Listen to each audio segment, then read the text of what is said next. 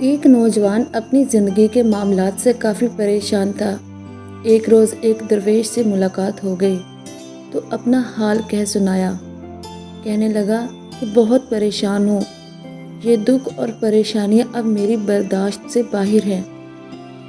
لگتا ہے شاید میری موت ہی مجھے ان غموں سے نجات دلا سکتی ہے۔ درویش نے اس کی بات سنی اور کہا، جاؤ نمک لے کر آؤ۔ نوجوان حیران تو ہوا کہ میری بات کا نمک سے کیا تعلق، پر پھر بھی لے آیا۔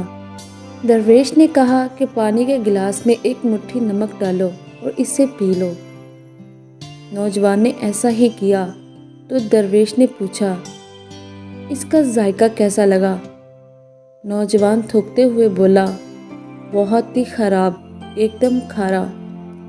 درویش مسکراتے ہوئے بولا، اب ایک مٹھی نمک لے کر میرے ساتھ اس سامنے والی جھیل تک چلو۔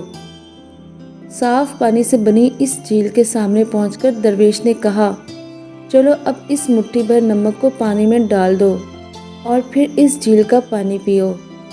نوجوان پانی پینے لگا تو درویش نے پوچھا، بتاؤ اس کا ذائقہ کیسا ہے؟ کیا اب بھی تمہیں یہ کھارا لگ رہا ہے؟ نوجوان بولا، نہیں، یہ تو میٹھا ہے، بہت اچھا ہے۔ درویش نوجوان کے پاس بیٹھ گیا اور بولا، ہمارے دکھ بالکل اسی نمک کی طرح ہیں۔ جتنا نمک گلاس میں ڈالا تھا اتنا ہی جھیل میں ڈالا ہے، مگر گلاس کا پانی کڑوا ہو گیا اور جھیل کے پانی کو مٹھی بھر نمک سے کوئی فرق نہیں پڑا۔ اسی طرح انسان بھی اپنے ظرف کے مطابق تکلیفوں کا ذائقہ محسوس کرتے ہیں۔ جب تمہیں کوئی دکھ ملے تو خود کو بڑا کر لو، گلاس مت بنے رہو بلکہ جھیل بن جاؤ۔